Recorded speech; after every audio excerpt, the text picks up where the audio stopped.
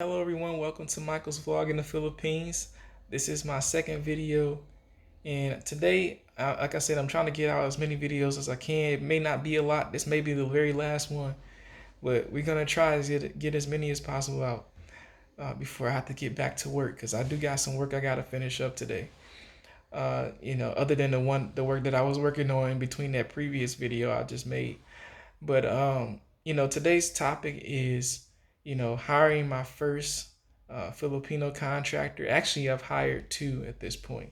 So I've got two contractors that I work with here for my business. And you guys know I do, video stuff. If you didn't know, now you know I do fit stuff with videos for my business. So I've got two Filipino contractors, and then I got a couple contractors in the U.S. as well. But they've been with me for a very long time. So, you know, the contractors in the U.S. That's nothing brand new. But the contractors here in the Philippines is brand new. So, what was my experience like hiring my first Filipino contractor?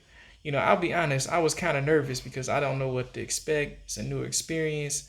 I don't even know where to look. And I found a service online. I tried it out, and my first Filipino contractor, I have to say, he was a heck of a worker. He is a heck of a worker, I should say. He seemed like a pretty smart guy. Is diligent, wants to get the work done. No issues at all, really. I mean, there's a slight communication barrier, but I can work through that. So my experience is pretty positive. I can't say that's gonna be yours. One of the things that I do want to say is that I often hear that they have a high turnover rate when working with Filipino contractors, but I think that really ties into, the fact of the pay, how much they're being paid, and I'm a business guy, and at the end of the day, I'm going to try to pay you well enough to make you want to stay, to make you want to grow your skills with my business and help, take my business to another level.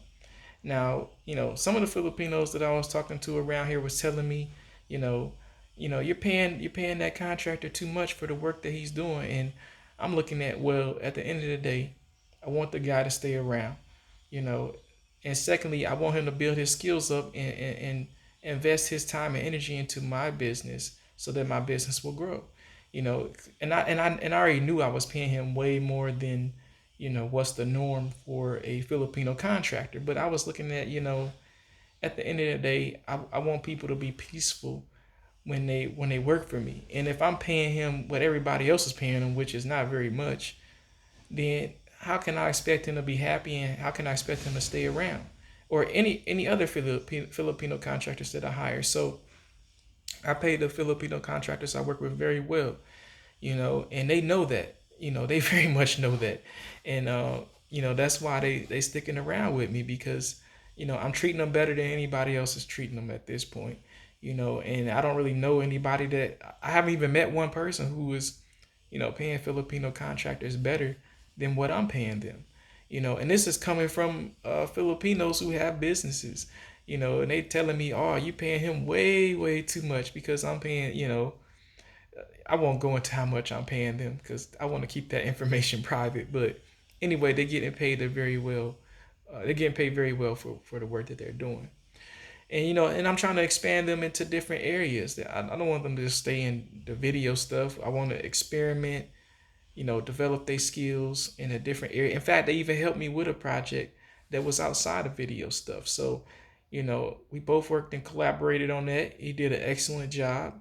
And, we're going to keep on expanding the skill sets. But at the end of the day, from a business perspective, I think that if you really want to hire a Filipino contractor and you want to sustain that talent, you got to pay them enough to keep them on your roster, otherwise they're going to go.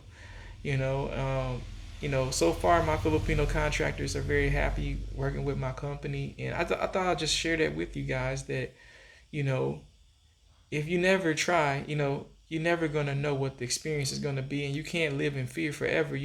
I held off for the longest on hiring a Filipino contractor because I kept hearing that, oh, it's a high turnover rate, and they're not gonna want to do the work. They don't have the work effort, that a person from another country might have, and my experience has been totally different. This guy, hard worker, I mean, when I in my observation, looking at different Filipinos around here, I can't use a broad, paint stroke and say that everybody don't want to work. That's not true. I think a lot of people here wants to work, but they also want to be paid right. And I think that is a big factor. You can't expect the best when you're paying less. I'm gonna have to write that in the rhyme book. But yeah, you can't expect that. You gotta give your best to get the best. So as far as I'm concerned, if you want a extremely excellent Filipino worker, you gotta pay them well. It really is that simple. And I read it online where Filipinos are like, man, you're not paying us enough, you know, and it's I don't mind paying, but you got to develop your skills, you know, and keep growing your skills if I'm going to pay you well. Otherwise, I can't hire you if you're not going to grow your skills. So it's that simple. But I'm gonna make this video done because we about to get into 7 minutes into a video, and I don't want to go into 7 minutes talking about this. But I've had a very positive experience. So if you ever consider hiring Filipino contractors, number one rule, make sure you pay them well. Make sure you kind and respectful. You got to kind of know the culture a little bit. And I kind of know it a little bit. So that was another benefit. I kind of know, how they are. And, I can kind of connect with them and, really not have a big issue. But in general, very awesome experience for me. And I might hire another Filipino contractor. I don't know. For right now, I got enough Filipino contractors and enough American contractors. But in the future, I may consider hiring more people, from both countries, from America and from the Philippines. So we'll see what happens. But until then, I hope you guys enjoyed this video. I don't think there's anything else I can talk about. Well, there is. I'm gonna make this video a bit longer. Uh, the one thing that you do gotta figure out too is if you hire a Filipino contractor, how you gonna pay them? Get the money to them. That's definitely something that you have to discuss with them and ask them, okay, what method of payment do you prefer? Here's what I have right now. Do you have any suggestions of how I can pay you, other than the methods that I have that you prefer? Because some Filipinos may want to get paid in dollars. Some Filipinos might want to get paid already automatically in pesos. But there are certain wait times depending on the way that you process their payment. Some people may want you to use a local service. So I had to go, to a local service here to do a transfer of money to the Filipino that I had hired and as a contractor. And it was fine. I didn't like the process because I had to go wait in line to get all this stuff processed. But nonetheless, I did what I needed to do to make sure he got what he needed so he could be happy. He got his pay. So, but just know it may not be the most simple process for you, and you want to think about that on a larger scale. So let's say you hired 10 Filipino contractors, and let's say that you're staying here.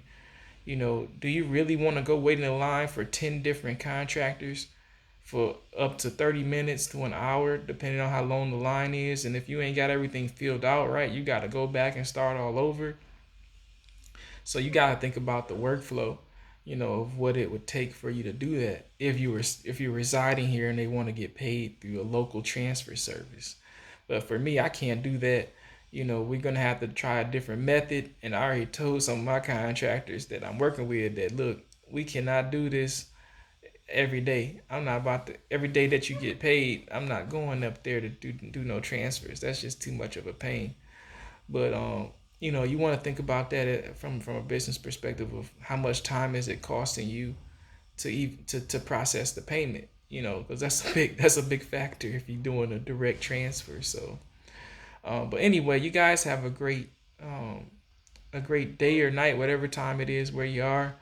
And I hope that you embed, comment, share, and subscribe, and stay tuned for future videos on Michael's vlog. Until then, have a good one.